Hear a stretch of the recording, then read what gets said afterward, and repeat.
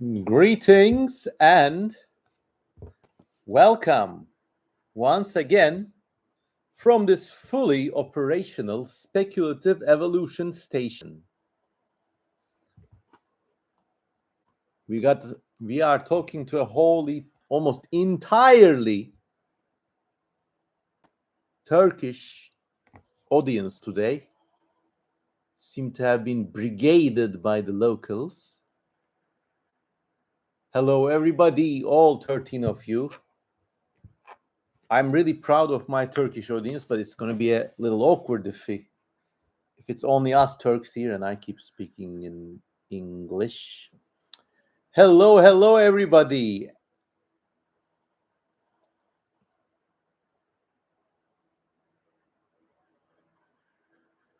There seems to be a sound effect. I don't know. I got a fan running, an actual fan, not an admirer of this channel. And that might be creating some interference. We're still waiting for people to come in.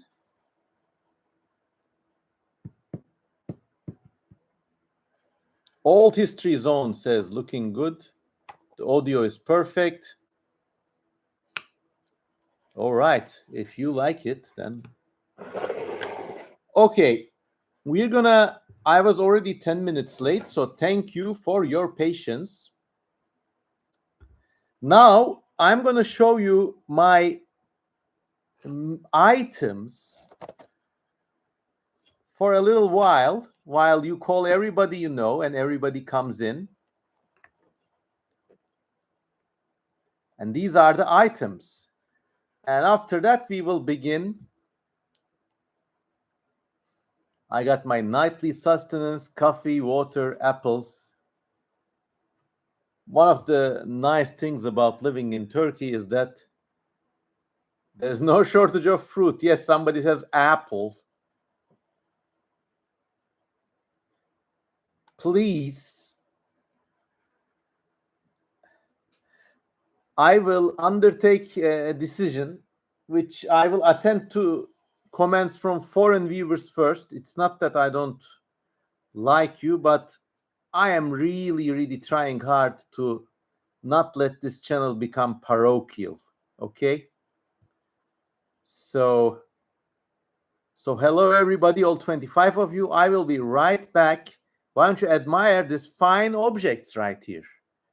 Got even more. Got my bottle of cologne.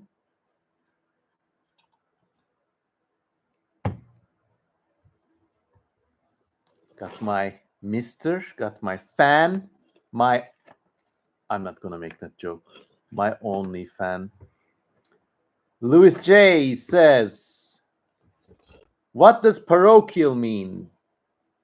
It means a lot of things, but it means someone whose horizons do not extend beyond the borders of their national sovereign home country.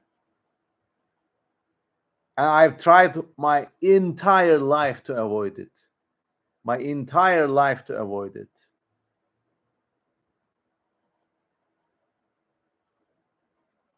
Okay. I'll get some last minute snacks and then we'll properly begin.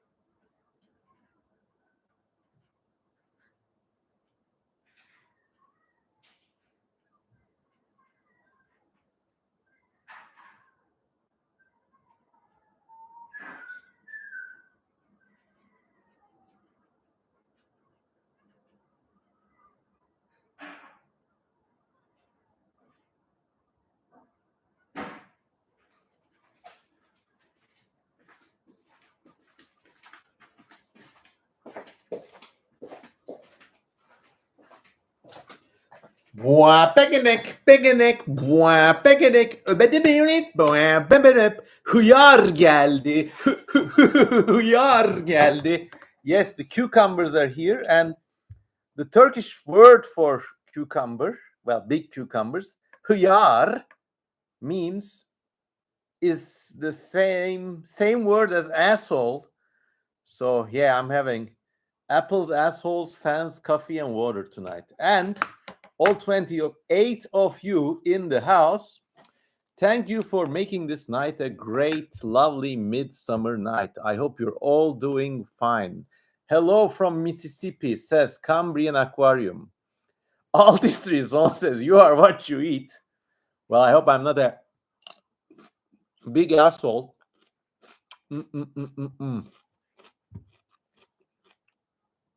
Hello, everybody.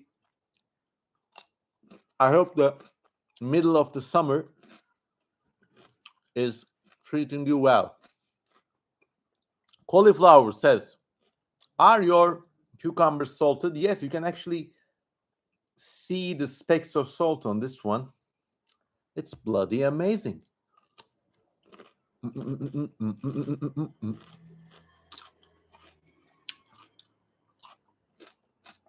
Berat Guitar asks, will you come to any university this year?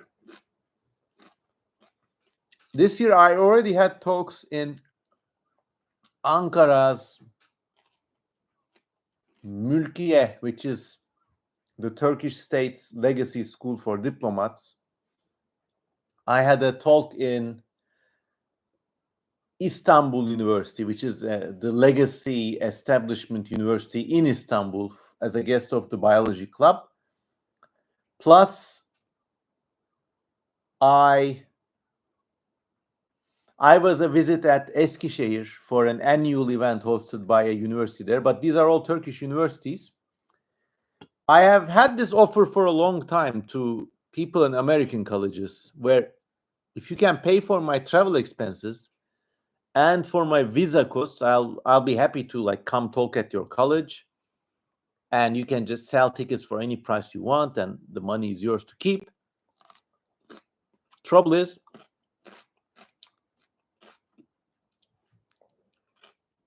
the US doesn't give any visas to travelers anymore, so no.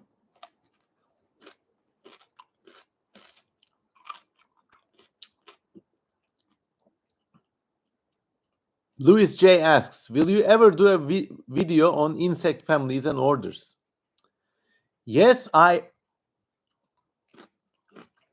like insects, but there are these great channels that already do amazing videos about them. Here's one, actually. Wait.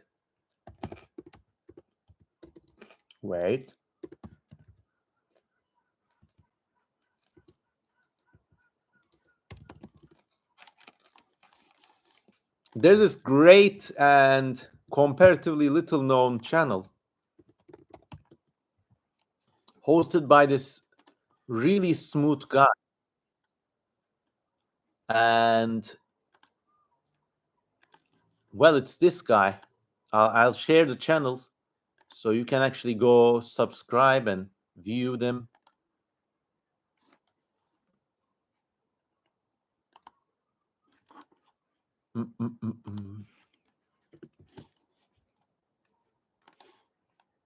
It is called the Insect Spotlight Project.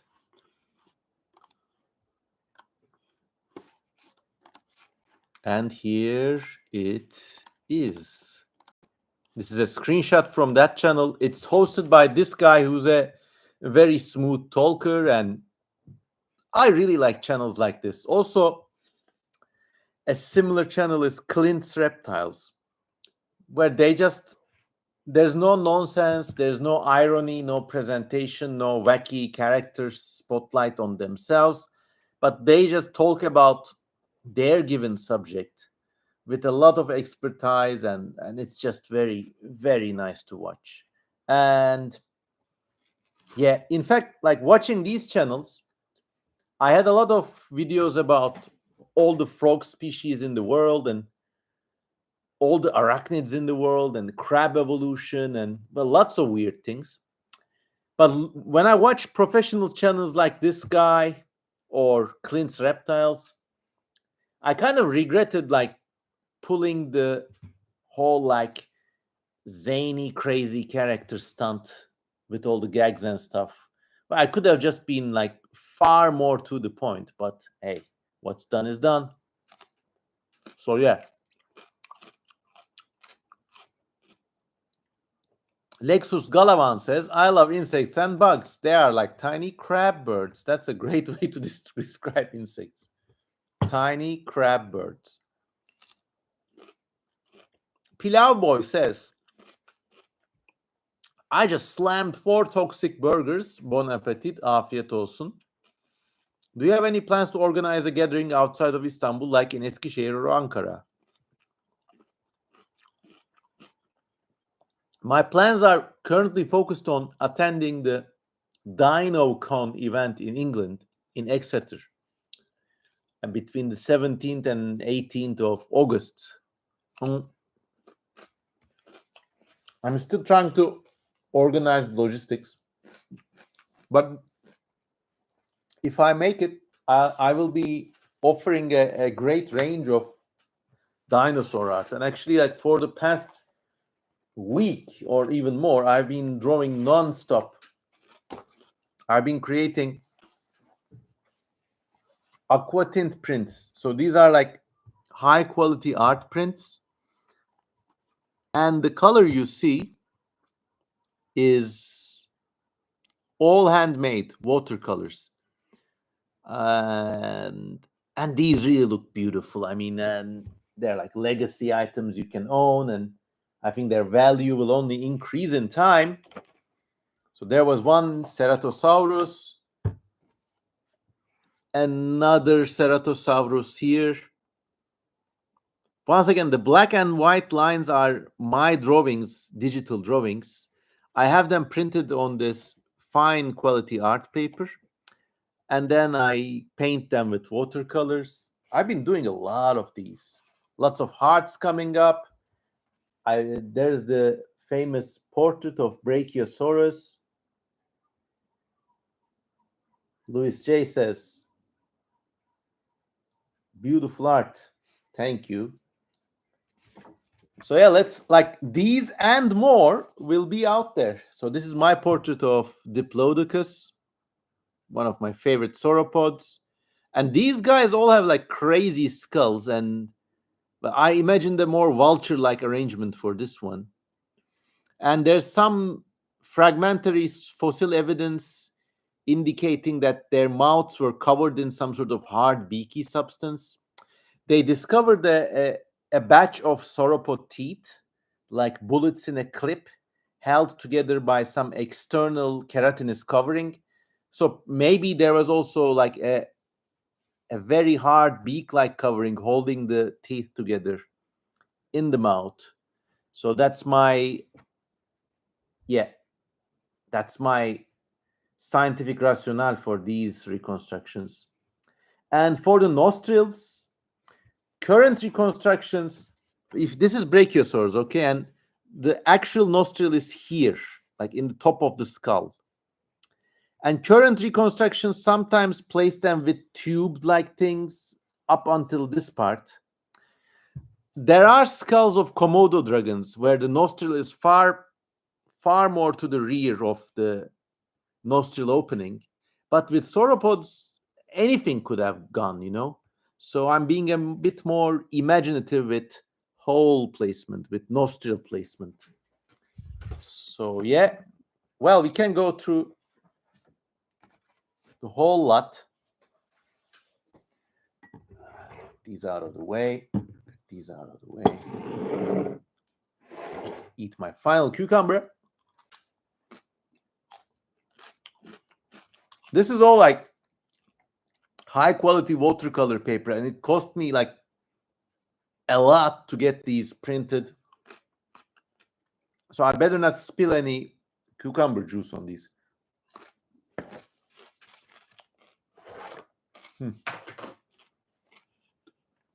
Continuing with dinosaur art for DinoCon. This is Shunosaurus, one of the few sauropods we know of with a detailed, well-preserved skull. Once again, look closely. The print has screen tones, but the airy detail of color is with hand. And really, like when you see these, in the upcoming months, I'm going to get some of these framed as sample framed artworks. This is a more artistically creative reconstruction of Megaraptor. Vintage. The yellow color is from a very distinct pigment called Kinasridon gold. And it gives this wonderful, wonderful sensation. Velociraptor, done like a 18th century naturalist's engraving.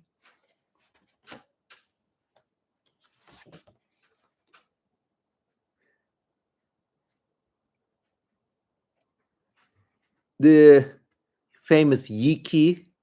I misspelled it Yikui, but well, the damage is done. You can't really erase from these papers, so it will have to be a novelty. I hope you're enjoying this. Dilophosaurus.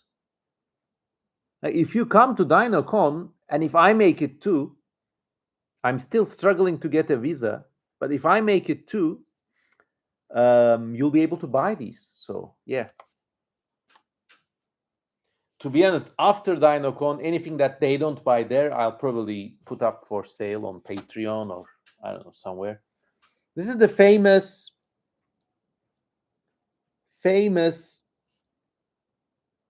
life, like speculative civilization in the age of dinosaurs kind of print. It's called Post-Triassic Ruins. And it's got something like an early Scutellosaurus at the base of this column. How much would they go for, says Blitnik? I'm thinking about maybe 100 pounds. Tameriraptor, probably the same thing as Carcharodontosaurus. I don't get it. Like they discover one skull with like one crinkly fragment and it's a totally new genus. Get the fuck out of here. This is not a dinosaur, but it's what if crocodile type reptiles evolved into dinosaur like things? So this is called Pseudocarnotaurus, a carnotaur like dinosaur like crocodilian. But if you actually look at the heels, they don't run like birds, they're flat-footed like crocodiles, so that's really nice. Rudy Erer says, if you get stupidly rich, are you going to build a Jurassic Park and lose control of the park? No. If I get stupid rich, I'd probably pay college tuitions for 1,000 people who want to study paleontology. And imagine how much that will change the world. It would be better than a dinosaur park. Boreopterus, the famous big-toothed pterosaur.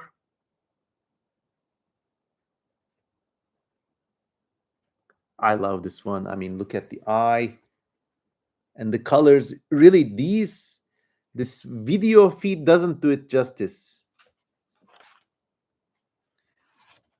So the pterosaurs thing is a series, and we got Boreopterus, but we also have Rhamphorhynchus longiceps.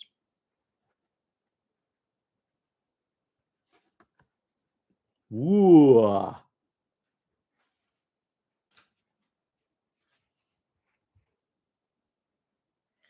Dreadender says, I remember when someone paid for the tuition of 1,000 medical students. Well, that person was a really magnanimous soul. Funny how like people like Elon Musk or Jeff Bezos, Peter Thiel, they probably never do stuff like this.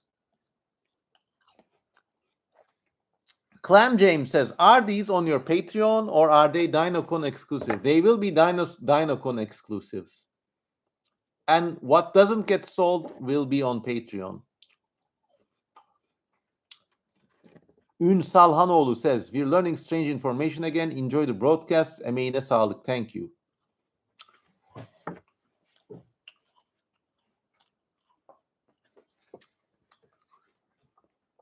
I like to illustrate a lot of little known or like rare dinosaurs. So this is, can you guess what this is? Can you guess what this is? Let's have a guessing game. Let's have some answers. Good night, Louis J. Limosaurus, Plateosaurus. No, but Limosaurus is in this list.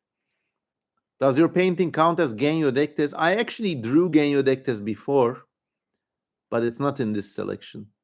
Is it an early theropod? Well, this is Noasaurus, the little known relative of Ceratosaurus, which was more lightly built. And once again, these effects, I mean, these are all watercolors. And the brush I do them with is like this thin. Look at this. Tiny. So I do this like stipling technique.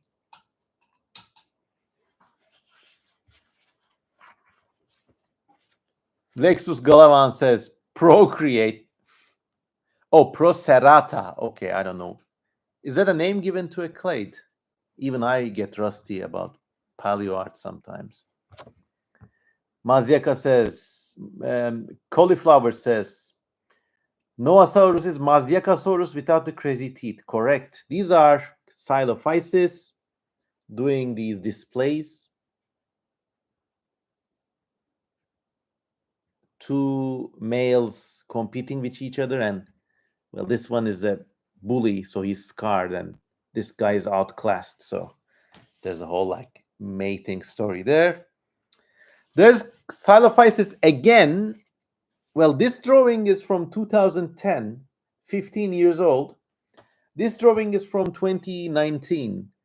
And I think I moved from a more schematic approach to a more like live, bulky, and chunky rendition. So yeah, this is here too.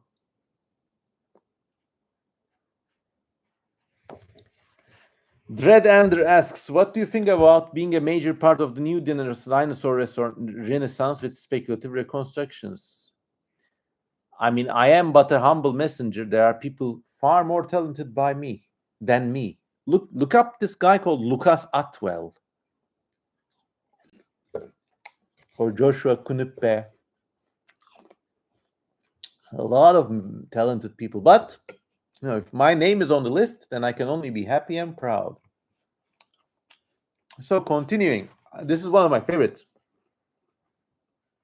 Austroraptor, the Megaraptor thing known from Australia, and I gave it green feathers for camouflage in the jungle.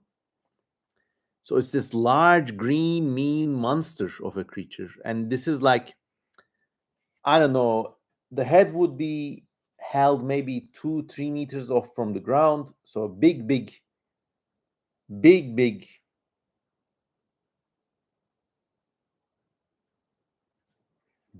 predator.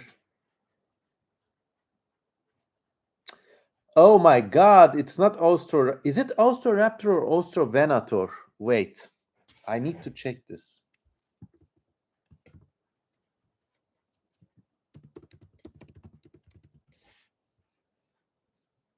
Oh my God, I mislabeled it. It's actually Australovenator. Yeah, because Austroraptor is different. The Austroraptor is the giant stork thing, and well, this is Australovenator, and I'm gonna need to have a sticker to replace this wrong label. So yeah, well, thanks for correcting that. This is Australovenator. And here we got male and female Limusaurus. Very good catch. Thank you, Caden. 45 people watching my dinosaur shit. Thank you all. Thank you all so much.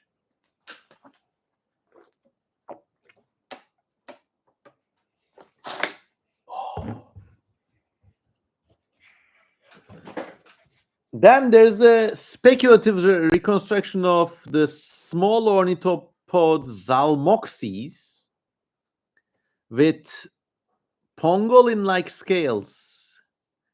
So they're similar to feathers, but they're actually thick shell-like scales and makes the dinosaur look like a pine cone.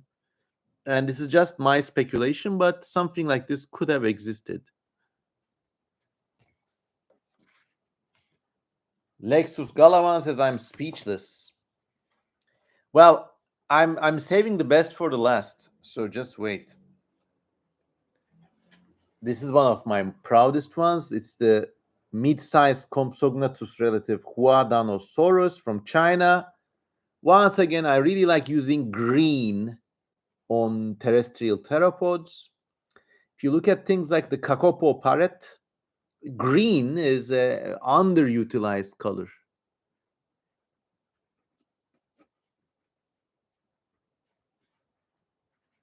Robotipi says, hey there, great friend. I hope you're all right. Everything is nice. Thank you. Knock on wood. And finally, Mamenchisaurus, the bizarrely proportioned long-necked sauropod. Look at it. It's all neck.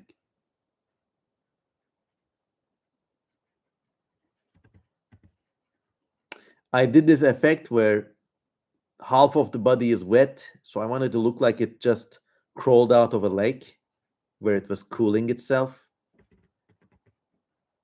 And this dinosaur may have had a small club on its tail, which would make it even weirder. As a rule, I always draw my sauropods with... So when you look at the skeletons, some of these animals have these kink behind the tail. Actually, I'll just show it to you. Wait.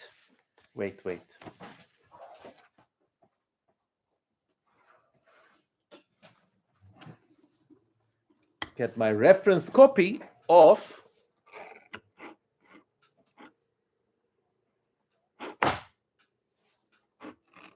Gregory Pohl's Dinosaurs of the World, 3rd edition. I had a special print made for myself, which is giant-sized. And it opens flat. So if you have like a normal encyclopedia, it doesn't, the papers kind of bulge out. So I made this custom binding so it opens flat and I can actually use it on my table as reference. So I don't have to like hold one hand. So yeah, this book very famously contains skeletal diagrams of multiple dinosaur species. So if you get to... Where are all the sauropods? Okay. So if you get to Mamenchisaurus and friends, I don't know if this shows, but there's a big curve at the base of the tail. So it does like a loop. So I think that it was humping that way to carry like a big deposit of fat and muscle at the base of the tail. So I think this whole area was like one big heavy piece of flesh that counterbalanced the long neck and also acted as a food storage. And for good measure also, my Mamenchisaurus is also in a kneeling posture, almost like a gorilla. So yeah, that's that. My reference copy.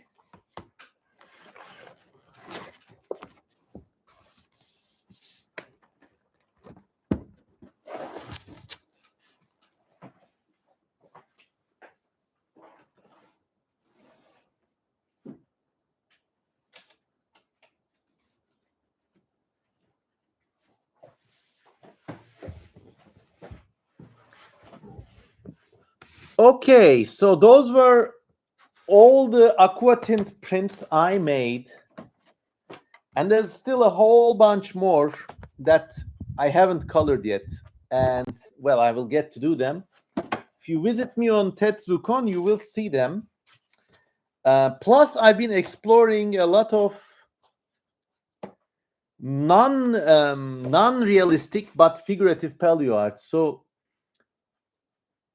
I've been doing stuff like this, and I think the British are gonna love this kind of thing, where you have this sort of manneristic representation of the creatures. And actually, once again, I'm getting a lot of questions. I'll answer them all. But okay, once again, I cannot stress the importance of, like, you need to look outside of your comfort zone. Wait, let me place these and I'll be right back.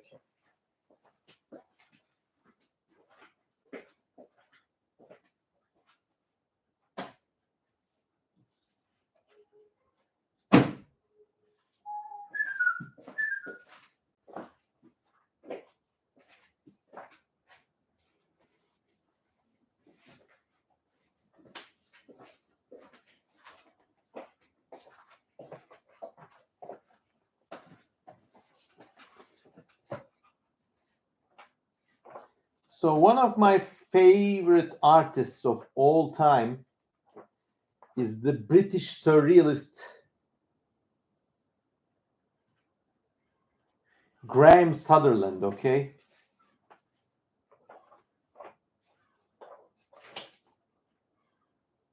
And I'm looking at a book of Graham Sutherland, by the way. So you enjoy this while I look up what I wanted to show you.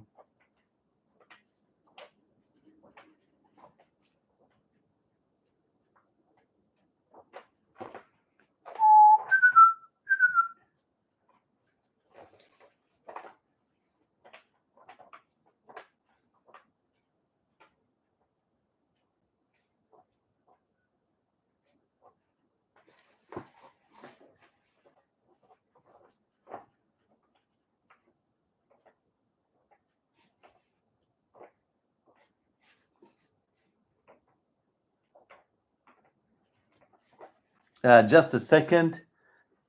Wow, Robotipi sent me a tip. Thank you so much. Saying get yourself a cold Bey Pazarı, which is a nice brand of soda. That's not on the boycott list, I guess. God damn, where is it? Always, like, when I want to show you something. Wait, we'll do it the hard way then.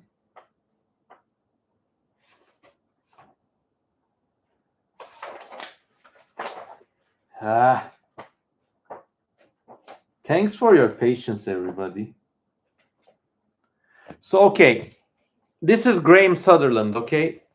He's one of the few people who have solved the difficult problem of representing nature in a surreal way. So these are his paintings, landscape paintings. They're called Thorn and Wall. And well, this is his book. Now, I will show you the following.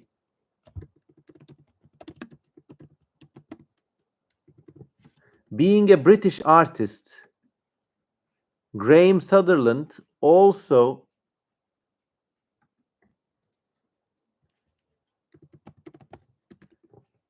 painted fossils.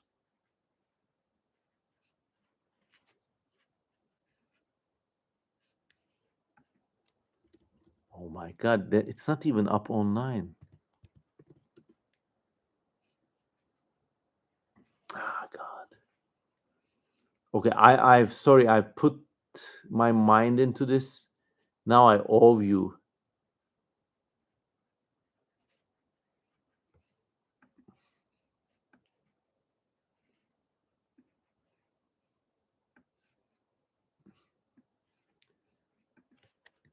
Okay, so this is what Sutherland's paintings look like.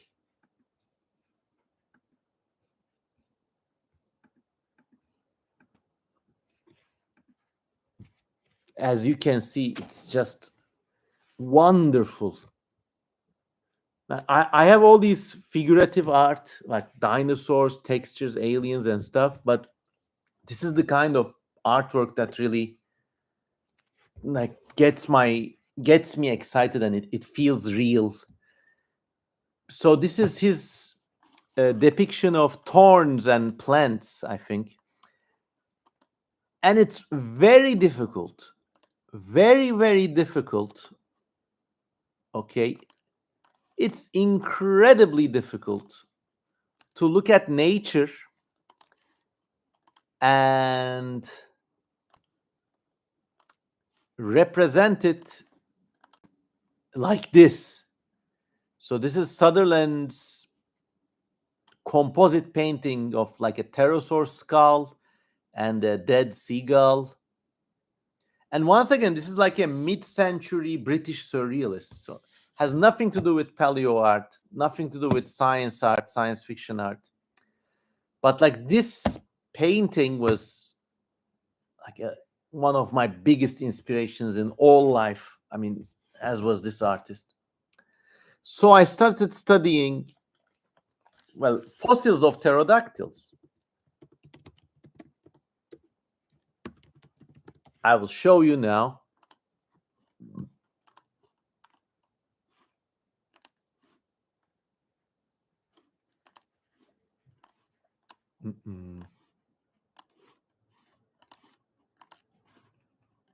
Okay, so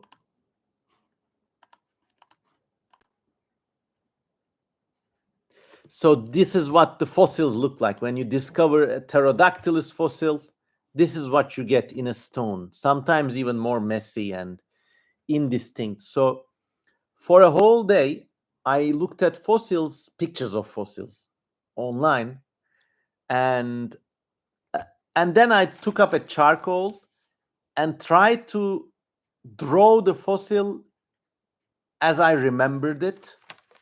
So I got something like this first, which was, once again, it is Paleoart, but it's non-figurative. Now, it is figurative. There is a figure, but it's not surrealist either, because it is reality after a fashion, but it's non-linear Paleoart. And I've been really trying to break new ground because I want something to be exciting. And I mean, you already seen my previous shit, so I got no problem drawing like realistic anatomy and colors, but this really begins to excite me more. And then this was a sketch, although you'll be able to get this at Tetsukan 2 or DinoCon. And this is what the final product looks like. And there are, as we speak, in this room, 5 or 6 more paintings like this, including ichthyosaurs and other marine reptiles. But you're not going to see them.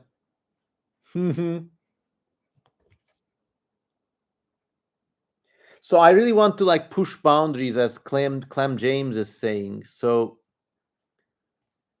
I want a painting which will, if this is on the wall of somebody's house, it will look beautiful, magical, mystifying, but it will also convey paleontological interest, and it will also convey the sense of mystery that these fossils and these fossil animals give us.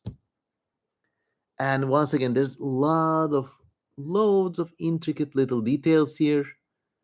I make a charcoal sketch first, and then all these little gaps I fill with a different color, like to get this orange hue here, for example. And it's just lovely, lovely. This like little blue dot here. And if you look, there's other pterosaurs flying in the background. Once again, the webcam does not do it justice. It's like it's glowing inside of the board. It's wonderful.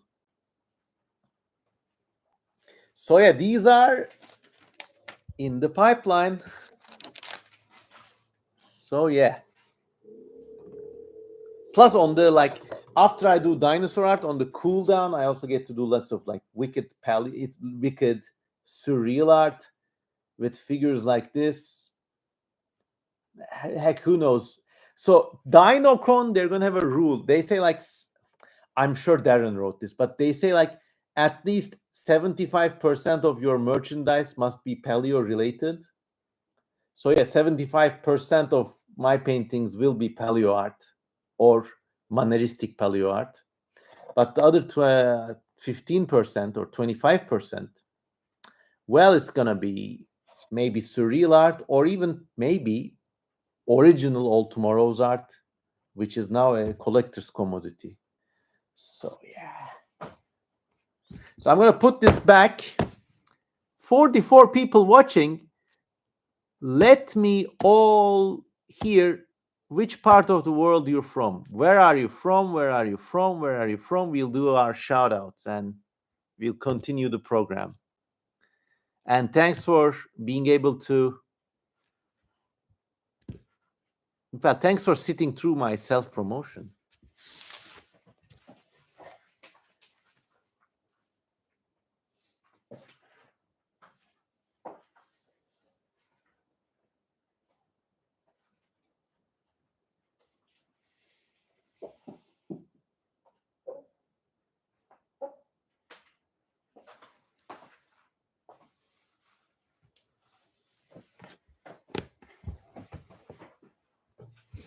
Oh my God, lots of people. Peter's Kitchen is from Brazil. Bacara from California.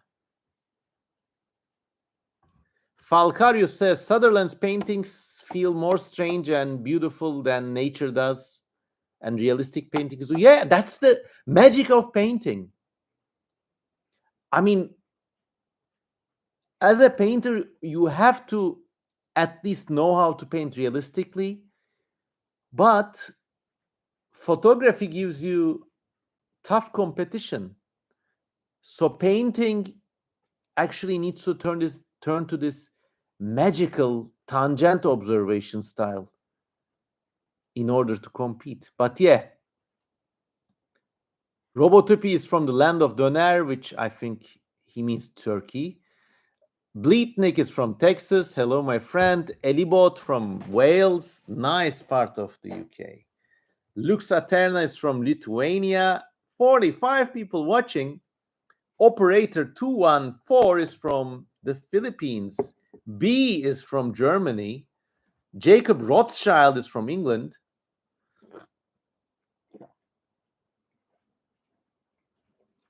Regen Tasher Ashem Brenner is from Message Redacted. Unknown is from Turkey. Pilav Boy is from Turkey. I love that nickname. Pilav Boy means rice boy. But rice, when you say it in English, rice sounds like a meager meal. It feels like a low nutrition. It feels like a low nutrition meal. Even the famous punk rock band, The Clash, has these lyrics. They say, "Let me tell you about your blood, bamboo kid. It ain't Coca-Cola, it's rice." So in English, rice means like meager, unfulfilling, weak. But in Turkish, pilav is a fulfilling, full meal, like, and really like they cook it in chicken broth. So it's really like really invigorating. And in hot summer months, a great life hack is to go with one meal per day after breakfast. So in breakfast, you have some fruit and some eggs. And then your first meal and your only meal is going to be one big plate of rice, but not rice, but pilav rice. This fat, chunky white rice cooked in chicken broth or even meat broth or even bone broth. And then you get that together with a big bowl of yogurt, which is very cold and full of salt. In America, they commit the cardinal sin of adding sugar to yogurt, which actually, in my opinion, makes it not yogurt, turns it into a corn syrup abomination. So yeah, that's that. The hero's meal for hot weather: rice, well, pilav rice, and yogurt with salt, cold. All right, Lexus Galavan is from the Western Interior Seaway. All right. Texting to us from Beyond Deep Time. Just a second. I was so excited about the prospect of pilav that I accidentally spilled some of my coffee. Well, nothing is soaked. Level 1 Libosh is from the Umayyad Caliphate. The Umayyad Caliphate, because of its name, has a lot of meme potential. But it's actually, I think, the worst caliphate. I am more particular to the Abbasids.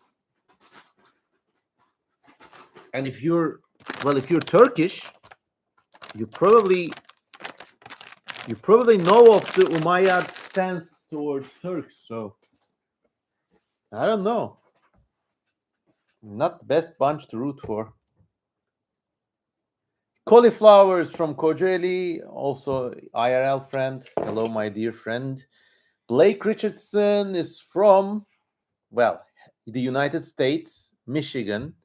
Organic Wolf is from Mexico. Jay Green Learn is from New Jersey. Sofrano's Extended Universe. Son Kişi, whose name in Turkish means the last person or the last man standing, hails from Russian Tatarstan and Turkey. Cambrian Aquarium is from Texas, Mississippi, where mosasaur remains were found. Nice.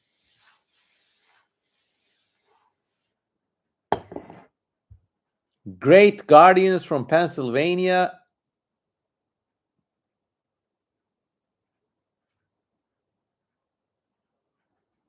All right. The Garden of Eden is in New Jersey, says Gnome's Child. So, yeah. Okay, more questions and comments. Okay.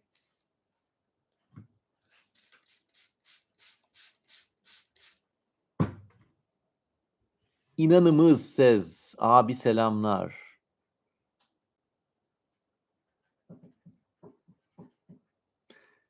Lexus Galavan says, have you looked at Hodari Nundu's art before? Yes. I'm actually friends with him on Twitter too. Well, we don't speak a lot, but I really appreciate and admire his work. He's got this kind of like Deadpool-like naughty boys attitude to Paleoart, which I think is very healthy. And I mean, someone needs to be that character. And actually, when he first was making a name for himself in Paleoart, Hodari Nundu, I'm talking about like 2012 or something, right after All Yesterdays, I know he was very active on DeviantArt, and he was making like outlandish concepts, but like obviously like not very realistic. But he had things like an Allosaurus with wing feathers, almost like a giant bird, which, if you know, like Allosaurus is like 8 meters, 6 meters long. So yeah. And he had a whole bunch of very weird and very crazy, like maximum crazy subjects. So a lot of normies, I would call them paleonormies, were making, that's inaccurate. All yesterdays, let's make it more like all Hodaris and like, Hodari. They were like making fun of this guy. And he got the last laugh. Now he's matured, very skilled paleoartist. He still engages in speculation. Some of it is tongue in cheek, but it's always, always creative and full of life. And I can easily name him as one of the top young paleoartists of this age. And I can't name any of his critics because I don't know who the fuck they are. They're forgettable and vain and ultimately self-defeating. All right.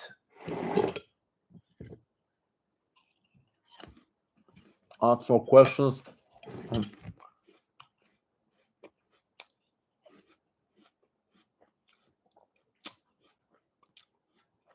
And I don't know how, I don't remember in which way, but I know Hodari Nundu has predicted at least one fossil discovery with his speculations, which is very high honors.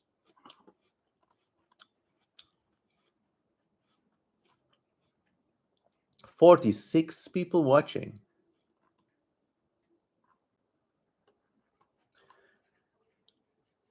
B says, do you have any advice for abstract styles with pencils and pens?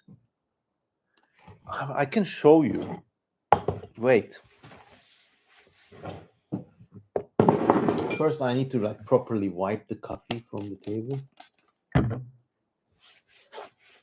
I always have a cleaning supplies close to my desk. Don't ask why. It's not because I'm a goon. It is because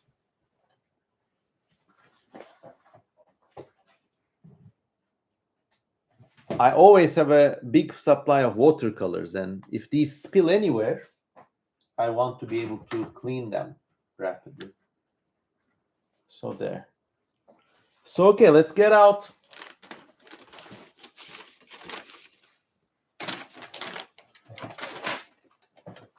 Fuck's sake. Okay. Let's get our papers out. Hope you can see this. Just bear with me. I'm gonna put this away.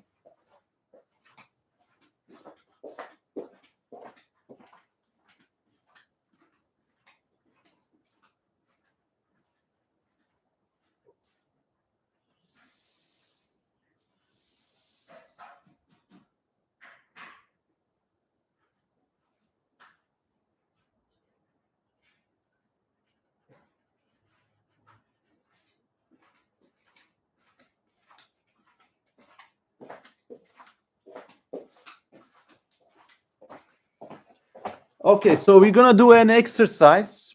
We're gonna do abstract exercises with charcoals, okay? So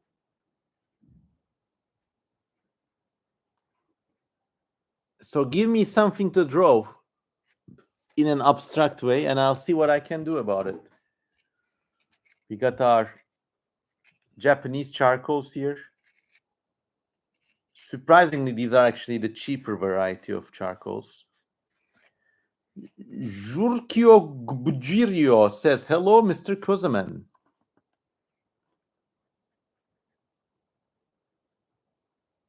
Unknown says, I'm going to make some art too while watching you. Great. I always enjoy it when people parasocially watch my stuff and use it for inspiration.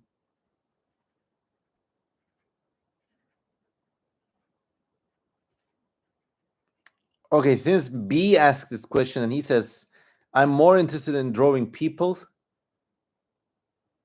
Okay, well. So a great trick when drawing people is just to go to a cafe and have very rapid drawings of people. And I may have some here. Oops, I don't. And if you do that, you'll be able to get an easy handle. And like, I don't know, you just like work your hand.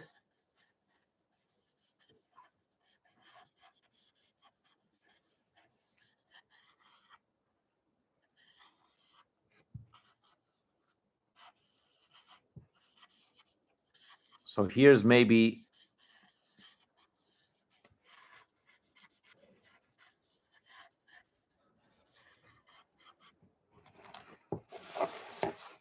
a guy with a knife. Okay.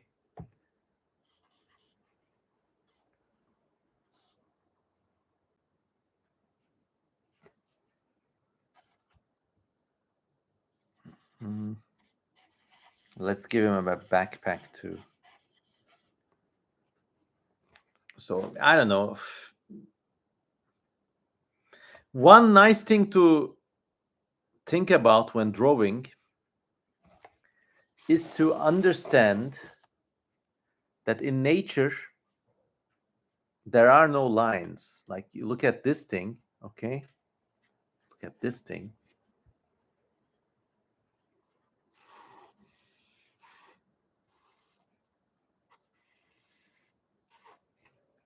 This is not how to draw it. Here is how you draw this thing, okay?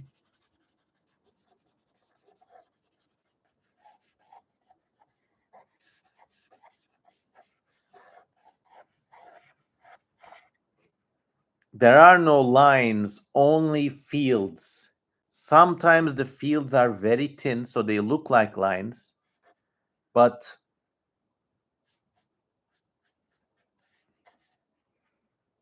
you just have to define areas rather than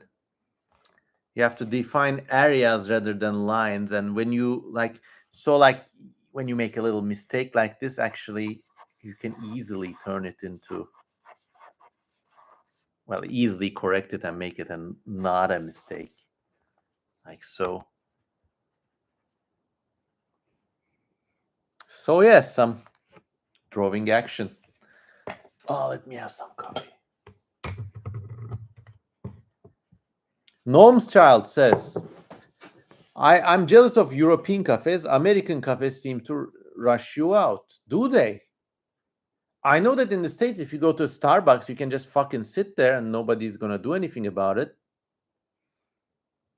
But if you go to a mom and pop store, maybe, I don't know. Also depends on if you're in a city or in the suburbs.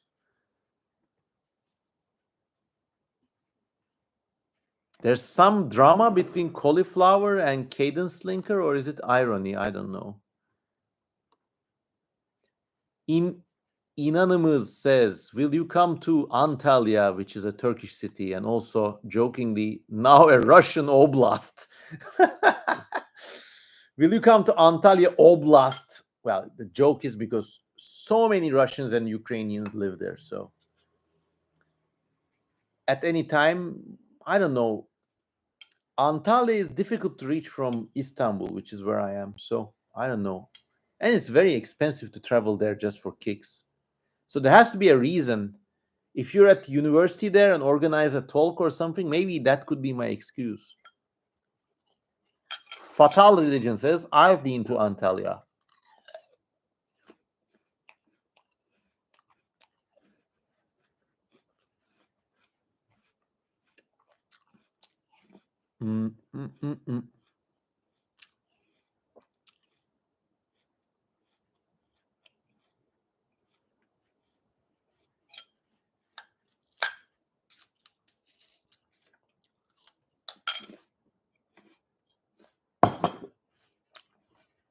Sonkishi says, Antalya is an organic society in the mountains.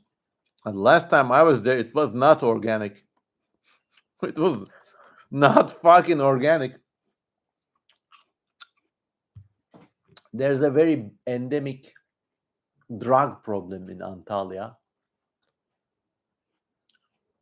And because of its proximity to tourism, a lot of other unsavory stuff too.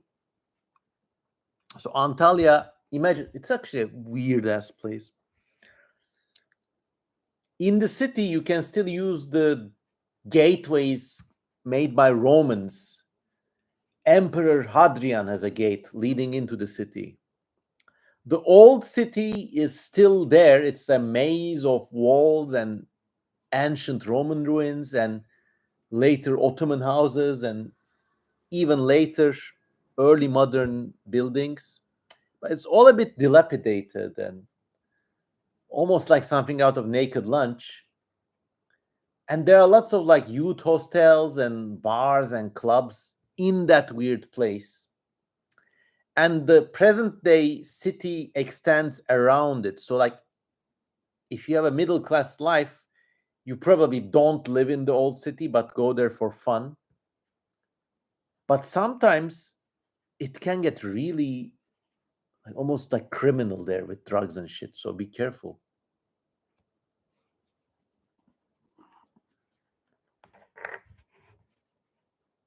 Ryandos says, have you ever tried coding? If HTML counts, I make all of my web pages in HTML. Some of them I actually make in Microsoft Word.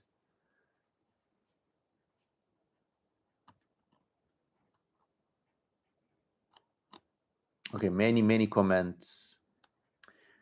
Regen Tauscher Aschenbrenner says, what do you think might be a good contender for the next big thing in evolution after the dominance of mammals? I was thinking about this, and I think it's still a long time in development, but I think it's going to be like a total fusion between some plants and some insects. We already have like very close symbiosis with between plants and insects, like figs, for example. Figs use wasps to pollinate, and the fruit which you think a fig is a fruit, but actually it's a big chamber for very small wasps to live in and basically reproduce in. So they pollinate it's like a weird structure that it's not a fruit as we know it. It's like an ingrown plant slash like fuck house, because the insects actually need the fig to reproduce.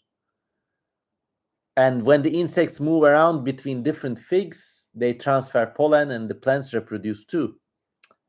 So I think the next big thing is going to be a total integration between some kind of plant and some kind of insect, in which their genomes are going to be integrated. Like there's going to be one organ in which the insects like exist totally. So it's going to be like a tree which sends out little insects as seeds now, or pollen. The insects won't just be a vector for pollen, they will be the pollen, or they will be the seeds.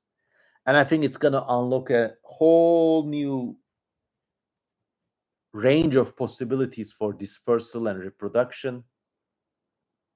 I mean, you're going to have a plant, okay? Imagine this is a plant. Instead of dropping seeds, it's actually going to bud out insects which fly out, land on a piece of meat, die there, and then the seed is going to grow out of the body of the insect. It's going to be a total integration. And I think you can have lots of fun with that.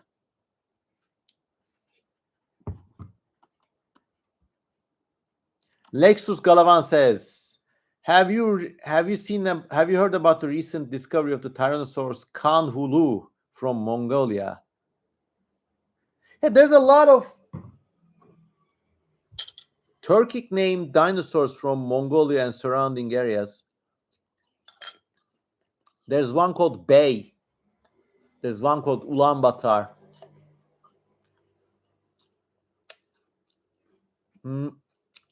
There's one called Erlikosaurus, which means Erlik is the Turkish underworld.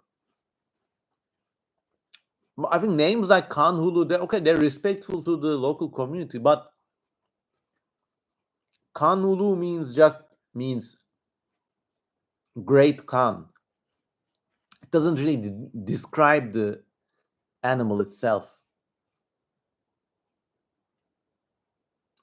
I mean, in Turkic languages, for example, Kyant is the name given to a mythical rhinoceros-like creature. So if they discovered the ceratopsian and named it Kyant, that's okay. But Kanulu, like it's a great king, okay. I would rather have a Mongolian name that describes the animals. And you don't have to be a stickler for Latin, but yeah, Kanulu is just like something like Albertosaurus with like a slimmer snout, and it's a wonderful dinosaur.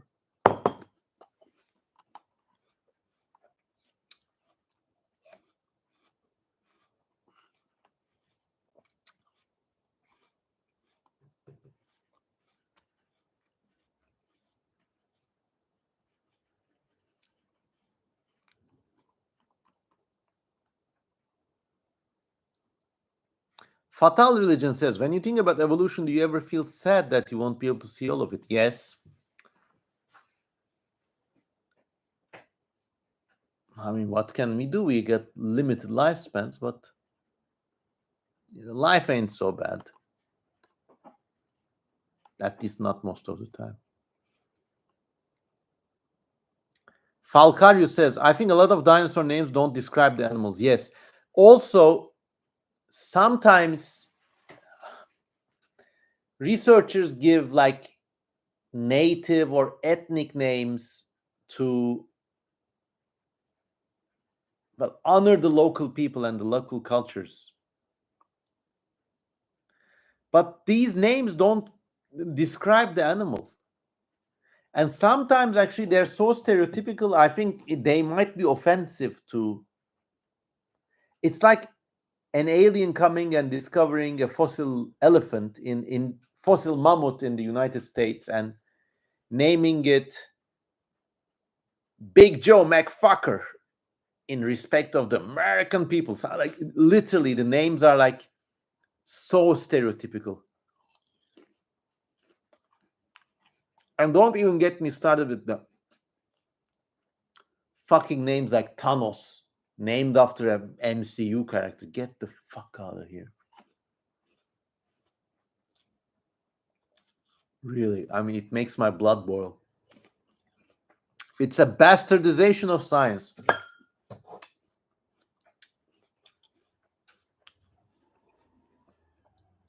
There's a dinosaur whose name is literally Gremlin. I need to find this. Wait.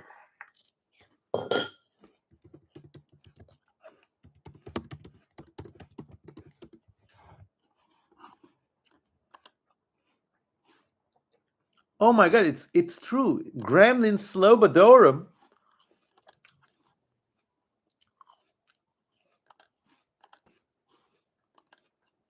Let's read it together. Named after the mythical creature of the same name, is a leptoceratopsid ceratopsian dinosaur.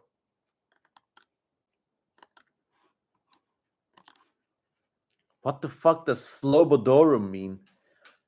This is like some Harry Potter or like, I hate that series. Mythical beasts kind of. I hate Harry Potter too, but it's a beautiful animal too. Slobodorum, that sounds like a euphemism for a blowjob. Yeah, this is, I think, like millennial bullshit. I'm really sorry. Next thing you know, they're gonna find another dinosaur. They're gonna call it Popper or Doggo. Located in Alberta. God, I mean, it's awful. This is taxonomic vandalism.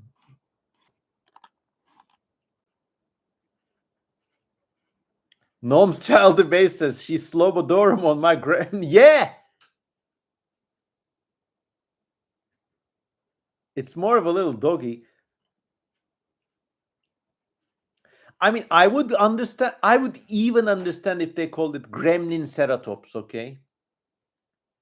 Because maybe, I don't know, like the machines at the dig site kept breaking down and it was in illusion. Okay, stuff like that happens.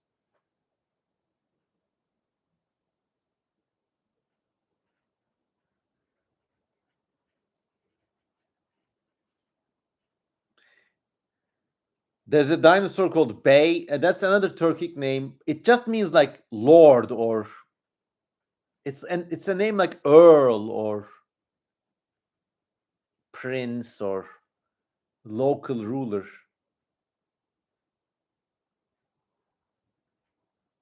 Yeah, so these are names.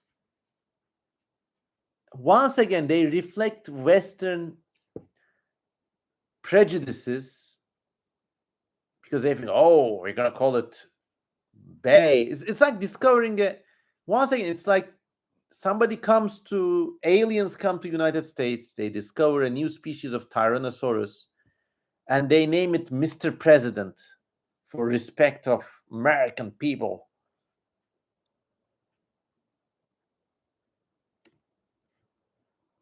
There's also Meraxes, which I think was a. Oh my god, it's a dragon's name from Game of fucking Thrones. These names don't age well.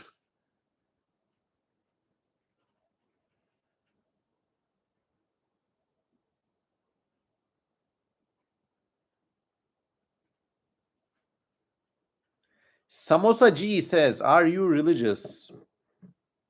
I have my own understanding of the world beyond the whale. I think the cultures associated with big world religions are also important, as long as they're not getting shoved down anybody's throats. But at the same time, is that a choice you can ever truly make? Bakara says he is the religion. I'm very humbled, but hasha. Yani.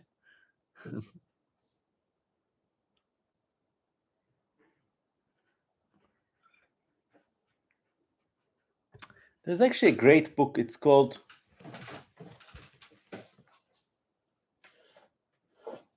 we may have studied this before. It's called Curiosities of Biological Nomenclature by Mark Isaac. This is actually a web project. I just printed off. It's for free, and I printed it off the internet and bound it because it's such a great book.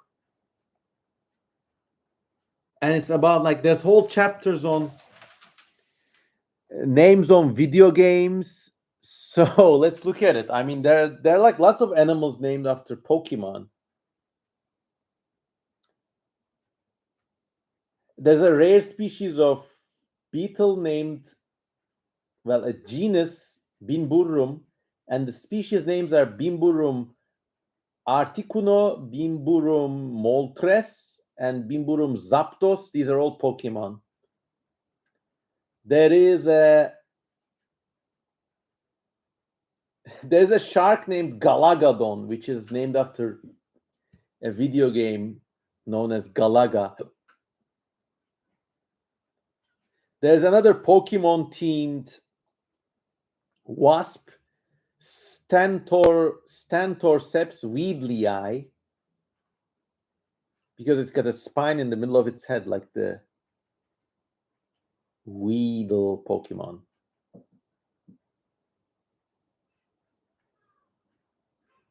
There's even a fucking gastropod named after Forgotten Realms campaign. Oh my god. Halistina Umberlee. And there's a Miocene species of bandicoot. Guess what it's called? It's called Crash Bandicoot. Literally, the scientific name is Crash Bandicoot. The species name is Crash.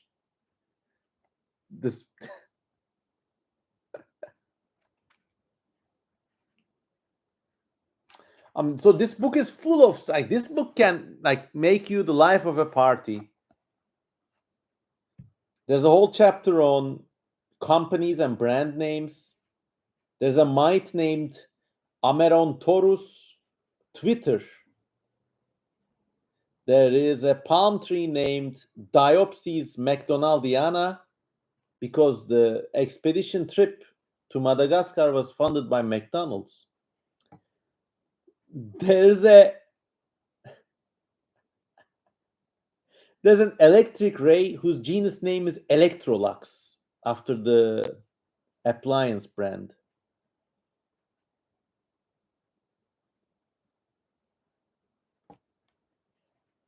I mean, so yeah.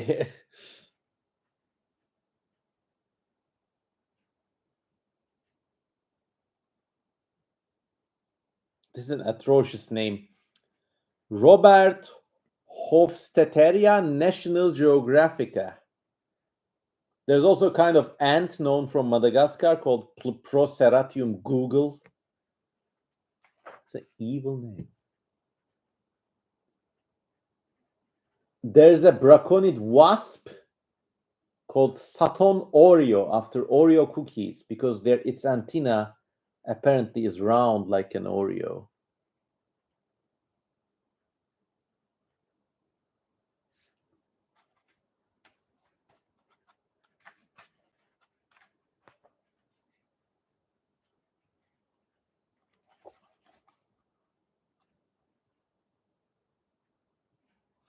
There's a lot of names with puns.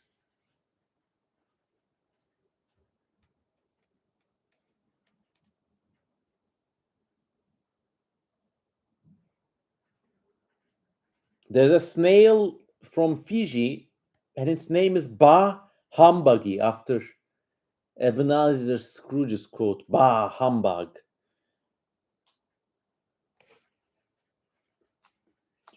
There's a beetle named You're a Genius. There's a kind of clam named in 1957, and its scientific name is Abracadabra, literally, which is, of course, a wonderful Lady Gaga song. Abracadabra, shubila baba, na na na na na na na na na.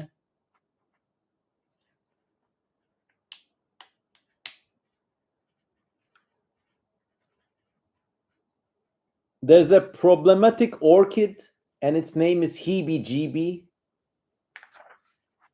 because it gives the heebie jeebies to anyone who tries to classify it.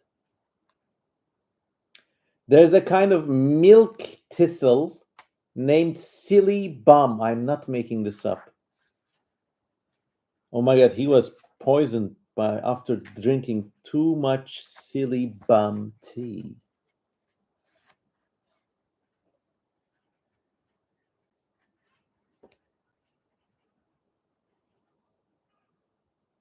There are also lots of names with political puns. For example, a Soviet dissident named a worm a genus and a species, and the genus name is Khrushchevia ridicula, because he wanted to, well, critique Soviet Premier Nikita Khrushchev and the Communist Party, who were ridiculous.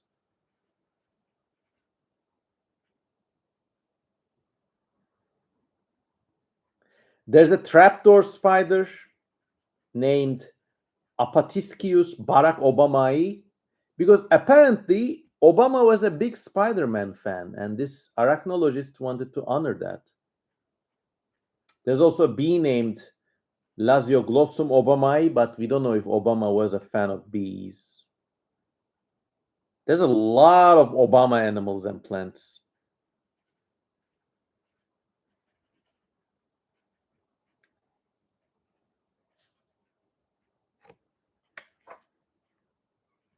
Are you enjoying this or is it boring? Sevan says, I love you, man. Thank you. So there's a millipede named Tintin, and okay, you're enjoying. So go look this up, by the way. Curiosities of Biological Nomenclature by Mark Isaac. Great project. Also, if you find something great online, print it and get it bound. It doesn't cost a lot, and it will be with you forever. So yeah.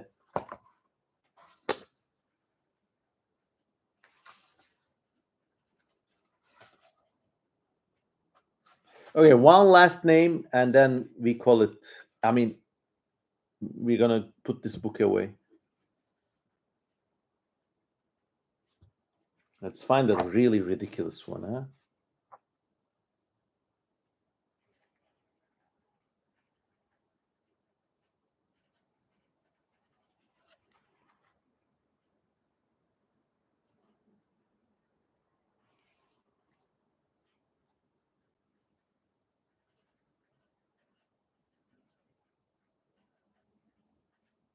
I mean, some researchers made a point of making their names as isograms, words in which no letters are repeated. And I think these names are really cool. I mean, there's a beetle named Brachypolemius. There's another beetle named Macroziletinus. There's a trypanosome, a blood parasite known as Schizotrypanum. So that's cool. Oh, there are also like bunch of names who are just like boring people's names. There is a jumping spider called Erica. There's a sea slug known as Doris. There's a mullet, a fish, and the genus name is just Lisa. That's it, Lisa. There's a sawfly known as Susana. There's a there's a fish, and the genus name is Tyson.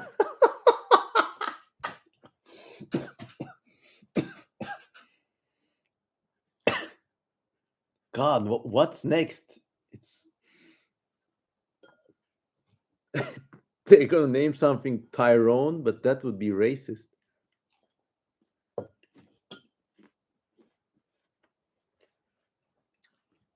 There's a fungus nut. The genus name is just Leia, as in Princess Leia. There's a slug, sea slug. Genus name is Fiona. That's it. Fiona the slug. Tyson Tyson the fish. Vanessa the butterfly.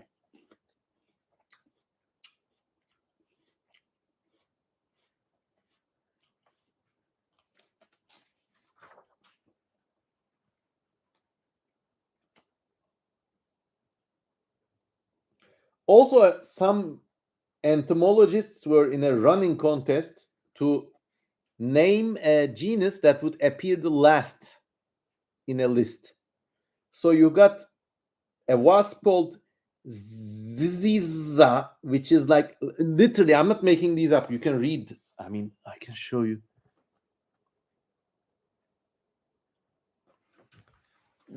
So there's a bush cane known as Zizixia, which is ZYZYXIA.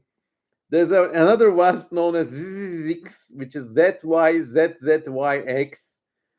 There's another snail, and its name is Zizixodonta, which is ZYZZYX donta. And the same researcher also named a similar snail, but he called it Donta, which is three A's. AAA donta. So yeah, I mean, a lot of people are having fun with all sorts of names. What are these Gundam names? Says Moppo. Well, almost. Kentucky Ed says, "Are you a fan of Alien, Predator, or Prometheus?" Yes.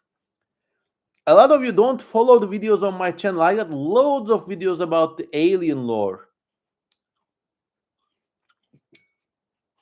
If I find a new plant in the future, I'm going to name it the CM Cosman plant. Well, actually, I'm really honored, but there is an animal named after me. It's called Nascreciana cosemeni.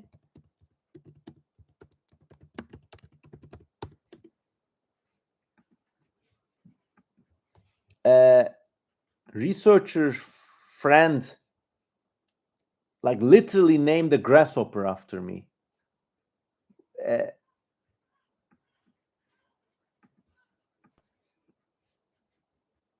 Hat tip to Josip, by the way. Thanks for this great honor. But there it is. Naskrekiana Kozemeni.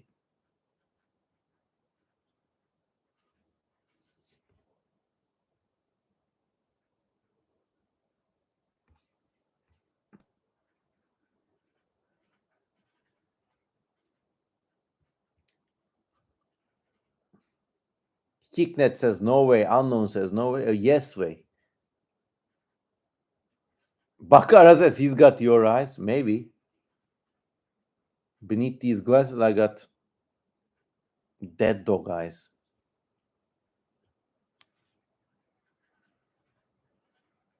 What do you think about Expedition, Wayne Barlow's book? It was the book which, one of the core books which got me started on speculative evolution.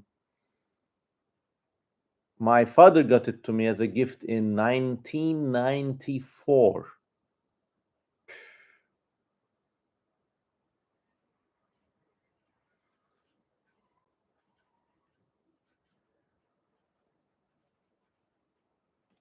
Okay, 61 people watching. Absent Fish says, hello from Helgoland. Hello, my friend. Great to see you here.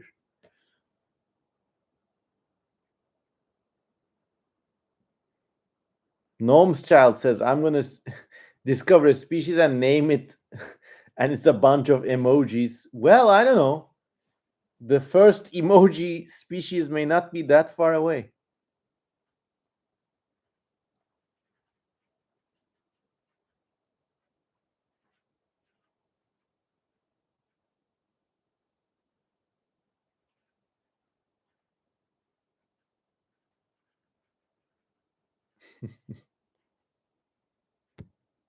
I'm getting a little tired. An hour and a half in, but 61 people. Well, these streams pull a lot of people, and I'm so happy. Mm.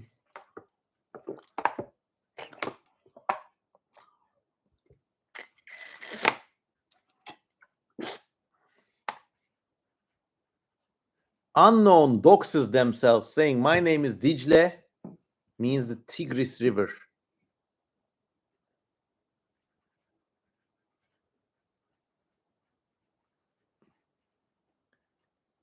Blake Richardson says, do you enjoy making planet illustrations? I had a map of Snaiad.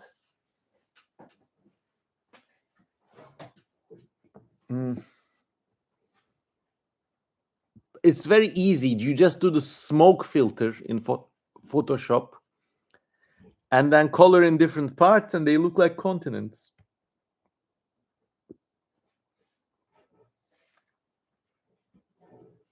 Great Guardian says, I really like the short stories on your website. Thank you. I got a few more written, but I haven't published them yet. I want to maybe make them in a book, so I'm holding them close to my chest.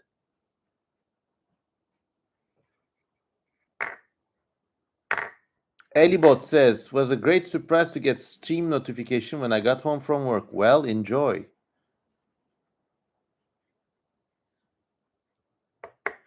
Are star seeds real? What are star seeds?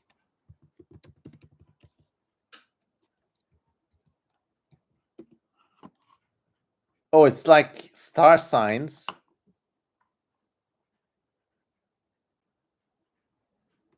But different.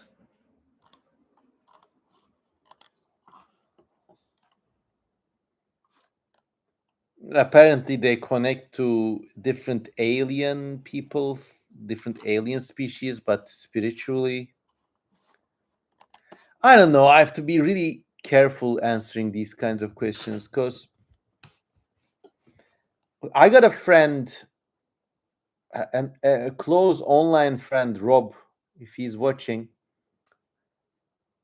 and he's in the channeling community. So he channels these alien entities and they talk through him, and he's a really nice guy. And personally, he's struggled so much. I mean, with his like family health issues and stuff. So he's lived through a lot of things that would like break any of us here. So like Rob is into like channeling and maybe star seeds too. I don't know. So I would have to be really careful not making blanket statements. Like if I say, "Oh, it's just New Age pap," I might accidentally like offend somebody, or like I don't think he'd be hurt by it, but like I'd put myself in a compromised position against this like otherwise very creative, very resilient, very smart and interesting person. So whether you believe in star seeds or not is, I think, besides the point. I would be interested in like charting how that idea evolved, how it spread, what was the first book or movie or website that popularized it, why it enjoys such a popularity, what sets it apart from regular astronomy. I would like to study it as a epistemic phenomenon. I personally don't think it's real, but it's okay.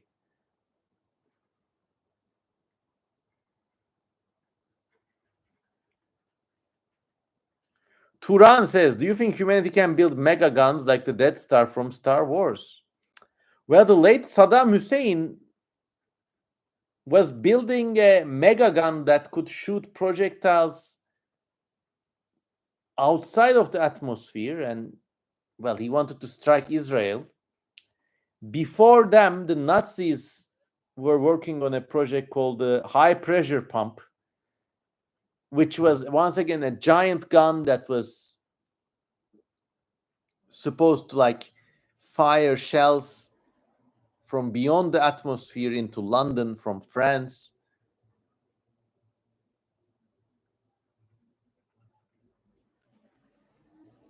So people can build mega guns, but I don't think you can build a like actual gun that can shoot a planet, because like the reaction would like also destroy the star itself. Like imagine you got a star base and you make it like a gun. So there's an explosion inside that shoots a bullet to another planet that blows it up. The problem is, in the modern world, you can have guns.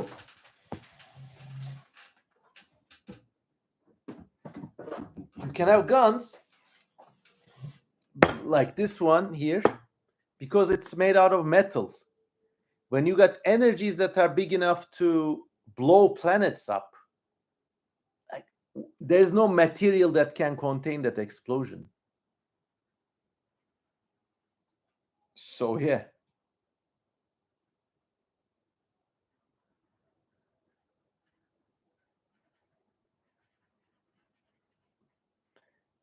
Jagreen says also it would be much easier to just drop asteroids on a planet. Yeah, exactly. Or even if you accelerate a small projectile very fast and like impact the planet.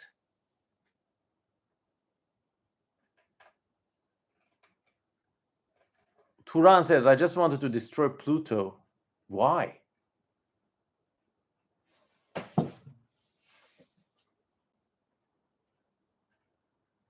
Absentfish says, is it me or has astrology been gaining popularity recently? It is getting a lot more traction because the whole world is going through economically, personally, societally unpredictable times. And as the saying goes, a drowning man will clutch a serpent.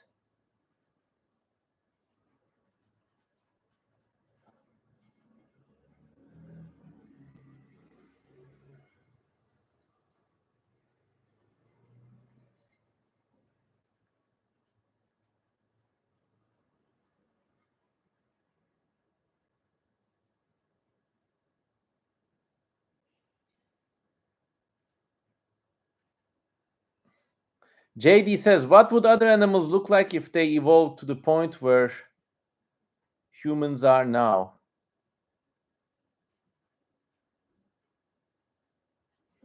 I don't think evolution is in a gradient. I mean, rattlesnakes have been evolving. Every animal and plant alive today has been evolving to the same degree.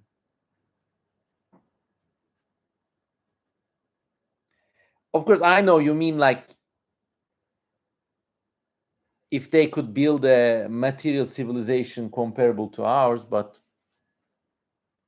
you got animals like that. You got ants, you got loads of birds, and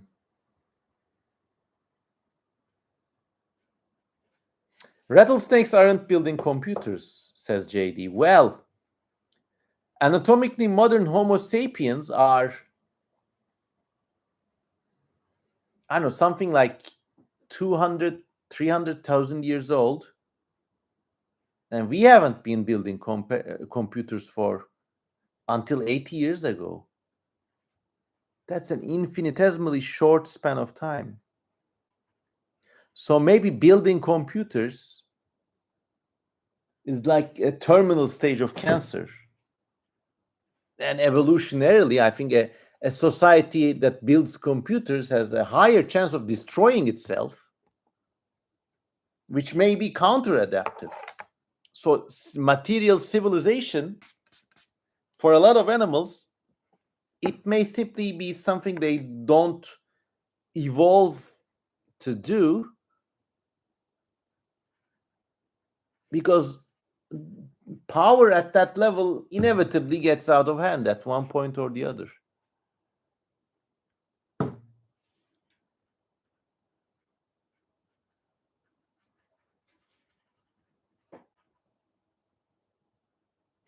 JD says, okay, I'm also like playing with you. I'm just exploring side alleys, but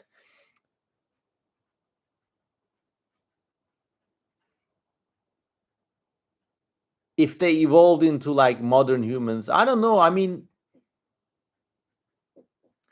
you can kind of see this happening with a lot of our pets. Like a lot of dogs have more expressive eyes, even like human like faces. That would be just cosmetic.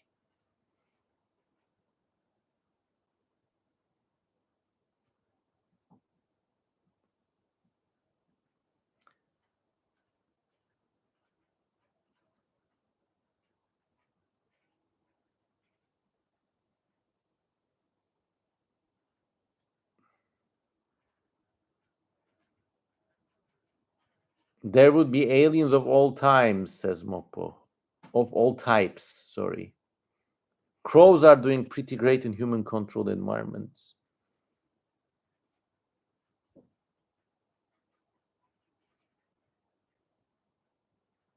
Mm. Almost 2 hours in. I'm getting a little tired, but also 61 people are watching. How can I let you guys go?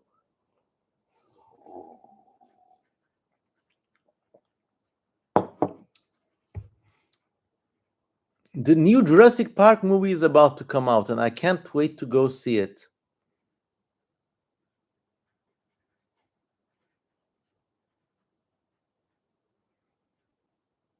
I also like this is a pet peeve of mine.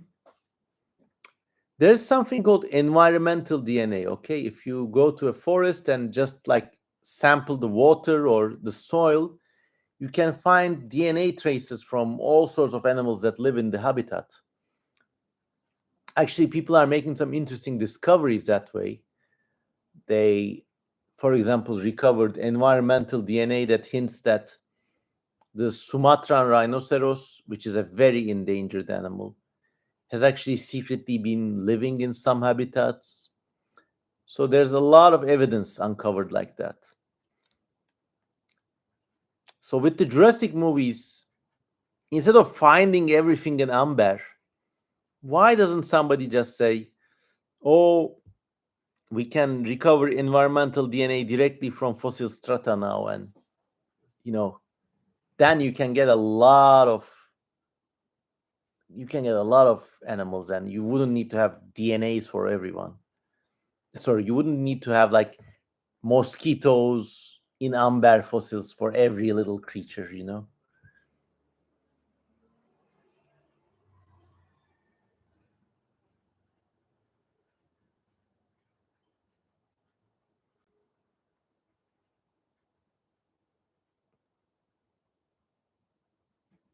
Falcario says, what time is it where you live? 1 a.m.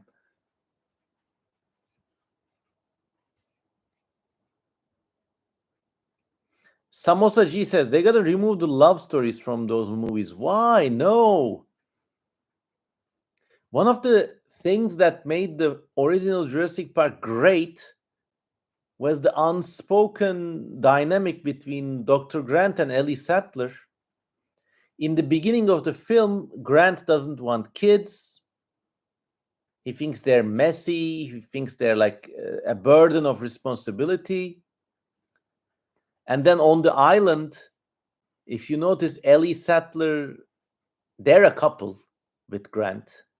But on the island, maybe because of Grant's like anti-kid stance, Ellie actually starts acting more receptive to Malcolm, and Grant is pissed off.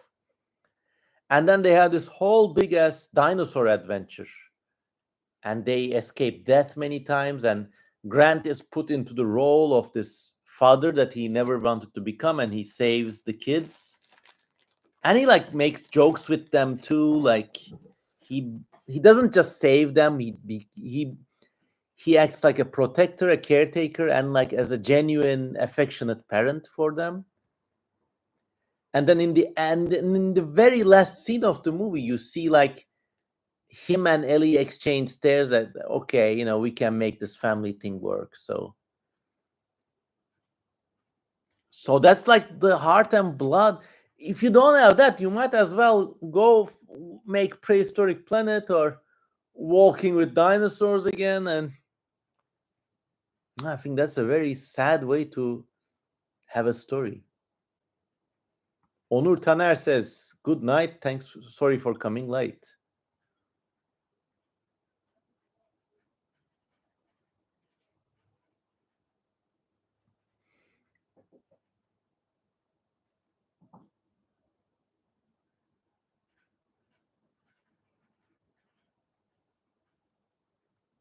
Yeah, in the Jurassic Park book, there is also an added dimension of the kids in Jurassic Park. Their parents were going through a divorce, and they were talking about like, oh, this divorce is scary or something. The book is really great too, by the way.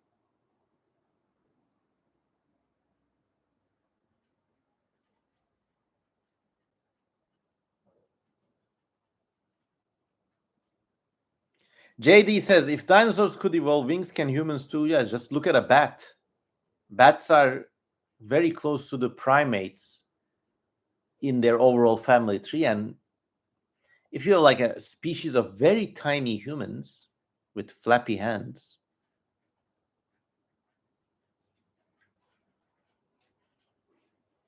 there's a big discussion. I can't understand how dinosaurs could evolve, birds could evolve from dinosaurs, says Unknown.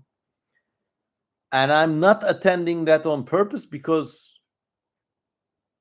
I mean, just study bird anatomy and it is so obvious. Go look at some transitional dinosaur forms too.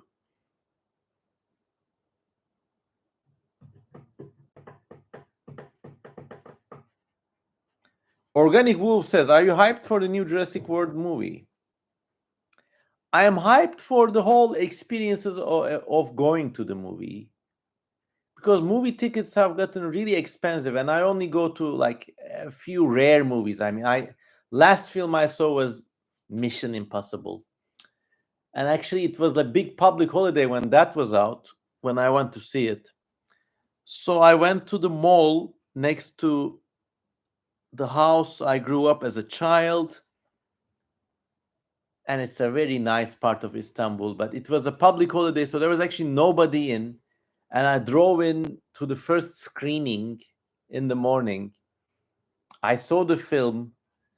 After that, I treated myself to some McDonald's, which was again a childhood food, a childhood treat. Now it's expensive to have McDonald's, so I have all these like little rituals around the movie. I build a day around it, and I look forward to that more than the movie itself. I think it's going to be interesting to see the Spinosaurs and stuff, but I got no hopes for the story.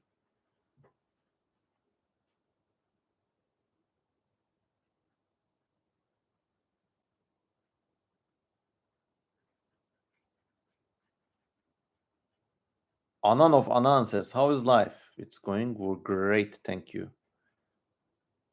Gnome's Child to the Base says, movies are getting ridiculous, not a lot of good stuff. Yeah, but they make millions and billions.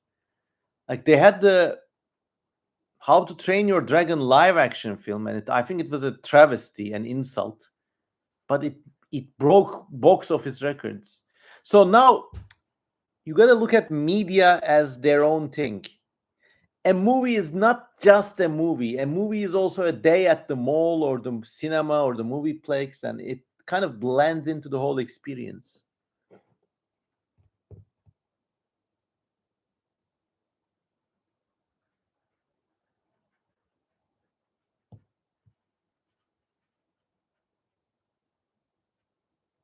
Soon the number one best-selling movie will be called Ass, says JD. Maybe.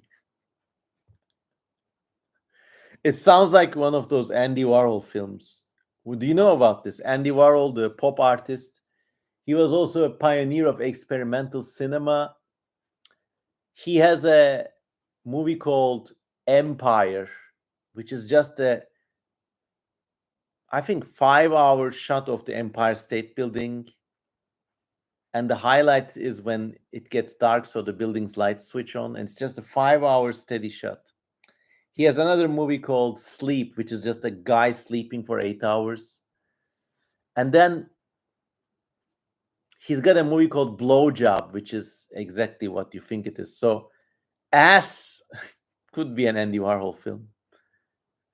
Oh, it was an Idiocracy reference, which is this whole other film about society dumbing down, a kind of like witty, cynical sci-fi movie. Maybe the writers of Idiocracy saw Andy Warhol's films too.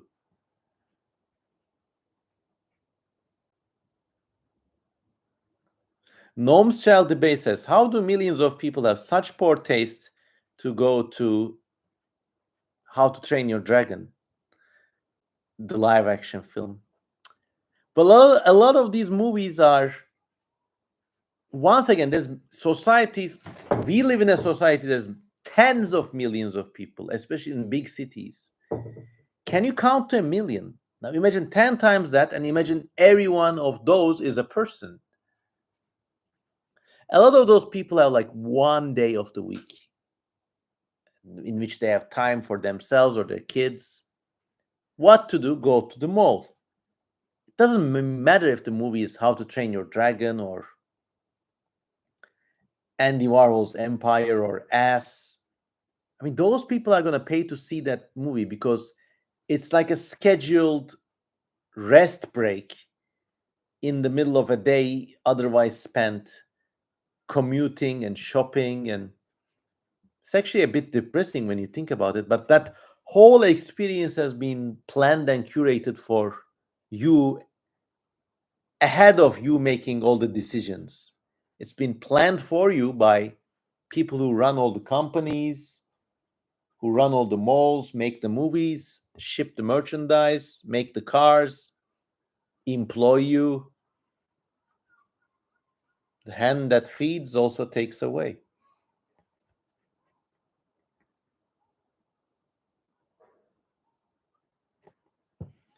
Lexus Galvan says, idiocracy is a self-fulfilling prophecy. The more people give it attention, people can still learn agriculture and live off the land before becoming like idiocracy while still having. So actually, if you go to this channel and İnanılmaz asks for the same question for the third time, and I think you can take a hint when I don't respond.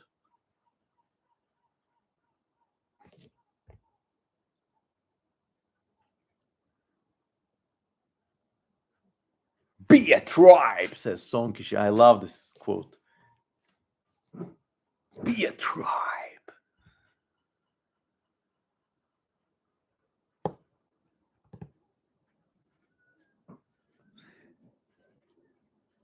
Kavse Driftik 1234 says, are you familiar with the animations of Sabine Balasa? Oh, I don't know.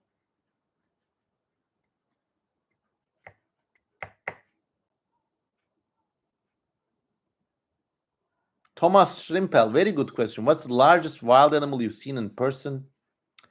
When I was a kid, I saw a boar from a distance. I think that's the biggest wild animal. Domestically, I think it would have to be a horse. B says, I hate the idea of idiocracy because it's eugenics. Yeah, I actually have a similar point. Actually, if you go to my channel and watch the video about idiocracy there, there's a kind of fallacy. In it, the people who study literature or whatever don't have enough kids, but the rednecks have a lot of kids, so everybody gets dumber. Trouble is, if you live like a redneck or a Trump voter or an Erdogan voter, I don't know, chances are actually you are more shrewd. You got a sense of shrewd animal intelligence where you kind of know, you get a easy handle on people, you kind of know who's up to what. And so people who make dumb political decisions are actually very smart and very world wise. They got street smarts, and I think like it just goes to show that like paper education isn't worth shit. Isn't worth shit. Unless you're practicing law, engineering, or some sort of medicine, a tertiary level education is just a class marker.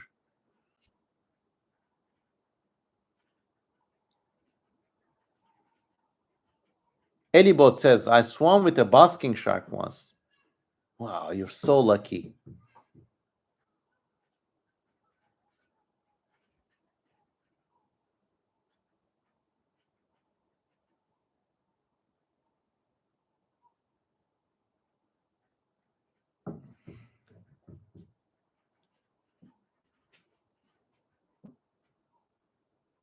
Decidedly undecided says, oh no, I'm a Trump voter.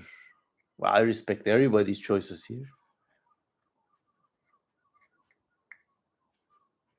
I don't think he was the root of all that's evil. I think all of these changes that Trump is making were like a long time coming. I think a lot of people say, oh, Trump is the fascist president, but I think the fascism, or whatever you want to call it, the system had to do it. And sometimes you need to appoint a nasty guy to be a leader. That's all. Leadership is not a popularity. Power is not a popularity contest. And also get this, elections, these in this day and age, they're less about, oh, I'm in the marketplace of ideas. Huh. Who do I vote for? Green guy or green spray? I will make a choice. And it will matter. No. Whoever wins the election, the system buys their loyalty. That's how it operates. So the segment of the population whose candidate wins, suddenly after the election, they become loyal supporters. And through that guy, the system can get them to do anything.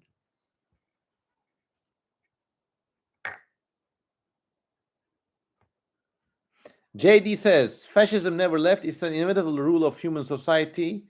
And it's a reason why humans are doomed. I don't think humans are doomed, but I think politics around the world are going to get a lot more repressive and shitty. And I think ultimately it's a side effect of technology. Like you would not need a leader like Trump or many of the other autocrats if the internet was not a thing. I mean, you would have leaders like Reagan at most, These are TV presidents, Reagan, Bush, Carter. They are people who appear on the TV and talk to the masses, calm them down. Later on, Obama was an internet president, early internet president. Trump is an internet president. You have to have eyes and minds at every action you do, with every action you do. Biden was like unfortunate garage kit attempt to hastily last minute engineer an internet president. But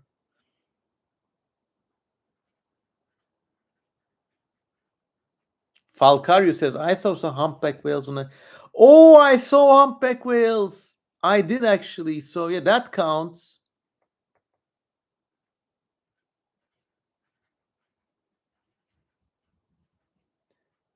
Inanimous says, will you make a Turkish live broadcast for Turks with only with the Turkish streamer Mert Günhan?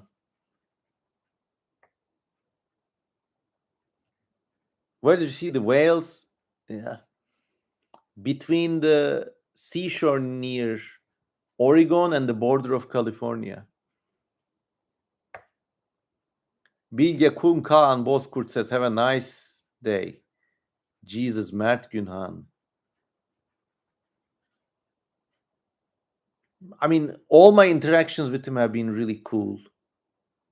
I don't know if he's a divisive, but if people are like polarized over Mert Günhan, I think it's just goes on to show how fucking correct I am for not doing anything in Turkish.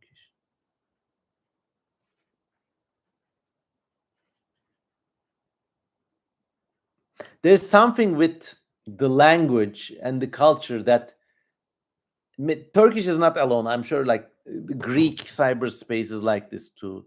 Maybe the Israeli or the Arab world internet content also invites this stupid political infighting whenever and wherever it takes place. But I have no track with this game.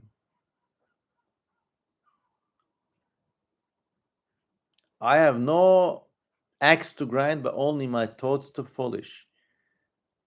Oh my god, it's General Manospondylus. I have arrived. Hello, my friend. Calm Berber says, are you tired? I am. I need to go to bed before 2 a.m. It's 1:22. Lexus Galavan says, have you heard of Palantir? Yes. One of my cousins works for Palantir, actually. Very long story.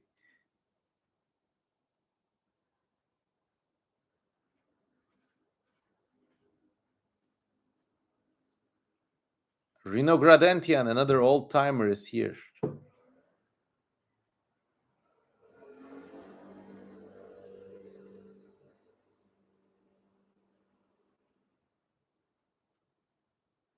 Elibot is going to bed. Lexus Galavan says, shocking. I mean, I love my cousin, but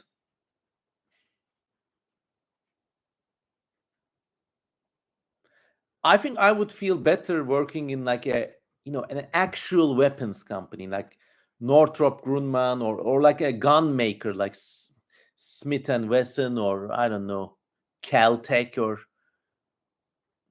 like make actual bombs and weapons. It would sit lighter on my conscience.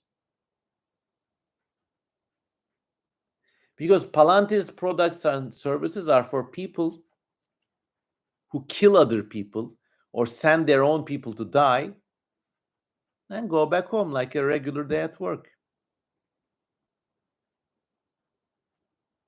It's dark.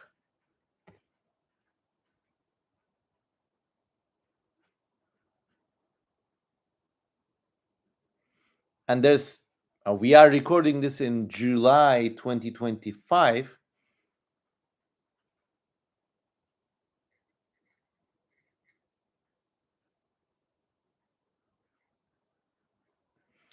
And now there's talks of Palantir getting big contracts from the US government, but I don't know what they are for. Maybe some sort of big data registry on everybody alive, or I have no idea. These kinds of news, usually you need to wait for like a year or two before you actually learn what they were about. How far will humanity go back after World War III? Medieval times? I don't think so. I think Some big war seems to be around the corner, but I don't have a magic ball. But if such a conflict takes place, it will set us back to like maybe the 1960s or 70s level, where countries will become really isolated and insular, and they will have to source everything from within themselves again. Global trade will suffer, maybe for the better.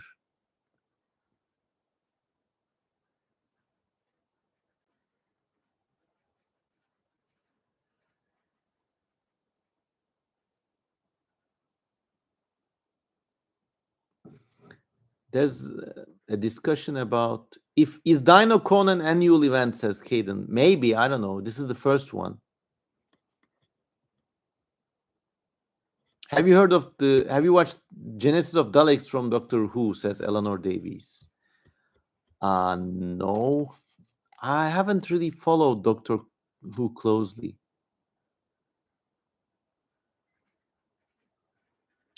Lexus Galavan says Palantir was used for situational awareness to find out who was a bomber and who was not during the war on terror. Sort of justified. Yeah, I guess so. There's nothing inherently about using like big data for conflict. It's just that I watch these ads for like, wow, Bleatnik says from goat to goat. Thank you, man.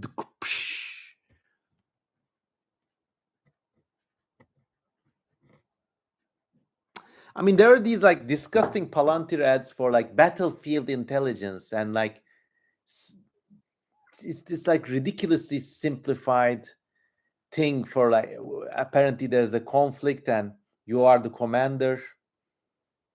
So it's this like drop down menu where you can somebody encounters resistance and you can either call for an airstrike or like it's just it's dark.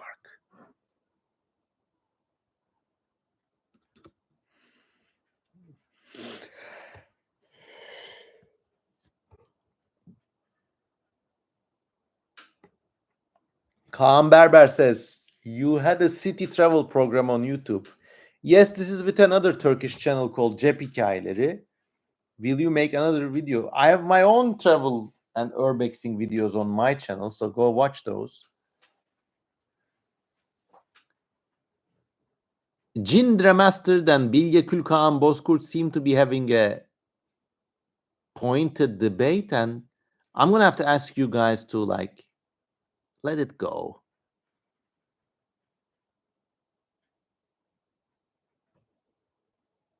Thank you, Bleatnik, from Goat to Goat. $5. Game recognized. Game. Okay, guys, 2 hours. I'm sleepy. Bedtime for me. Let's have another shout out to where everybody is from so I can personally say good night and call this an evening. I hope you enjoyed this show. I hope you enjoyed our books, the art, the banter.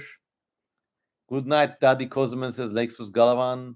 Good night to Baccarat in California.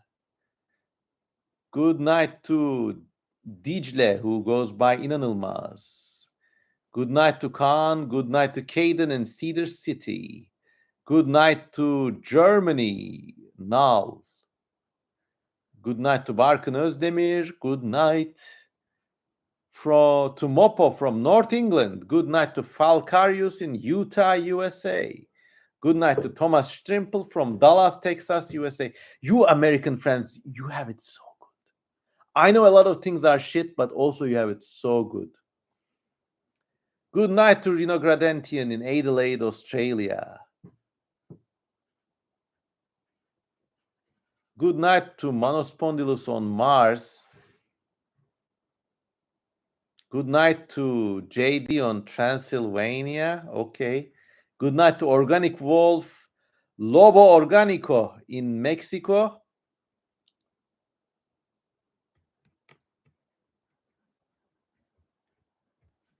There's a 90s TV show. And it always ended with It was a Turkish TV show. It always ended with the term "Good night Turkey." Nerede yaşatılıyor veya yaşatılıyorsan. So this is difficult to translate, but good night to you, Turkey. Oh, Turkey. Wherever you live or are being kept alive. And it was a very poetic way to say good night.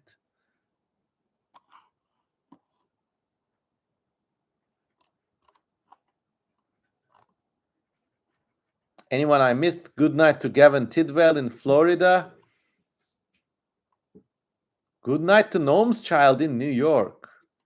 Good night to Cauliflower in Izmit. Good night to Son Kishi from Tataristan. Well, hello to Nailsmith. Sorry, but we're calling it a night. Good night to Tyson the fish. Yes. Good night to Fermurik. Keep it real, keep it safe, keep happy, and as always, I love you all. Here's the moon, and it's good night. Good night. Good night to Crash Bandicoot. Good night.